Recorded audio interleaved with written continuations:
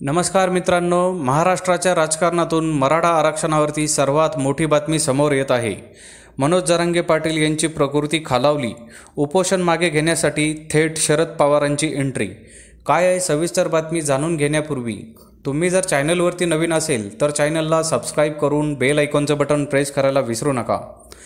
मित्रांनो, मराठा समाजाला आरक्षण मिळावे यासाठी मनोज जरांगे पाटील यांनी पुन्हा 8 जूनपासून उपोषण सुरू केले आहे।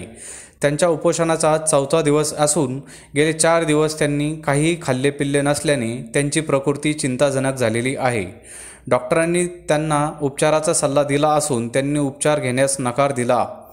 मनोज जरांगे पाटील यांच्या उपोषणाच्या पार्श्वभूमीवर आज नाशिकमध्ये सकल मराठा समाज आपली भूमिका स्पष्ट करणार आहे। सकल मराठा समाजातील ज्येष्ठ नेते शरद पवारांना साकडे घालणार असल्याची माहिती सूत्रांकडून भेटत आहे। महाविकास आघाडीचे नेतृत्व जसे शरद पवारांनी केले तसेच सर्व पक्षीय आमदार खासदारांचे नेतृत्व करत मराठा समाजाला न्याय देत जरांगे पाटील यांचे आंदोलन थांबवण्यासाठी मागणी करण्याची शक्यता आज ते करणार आहेत।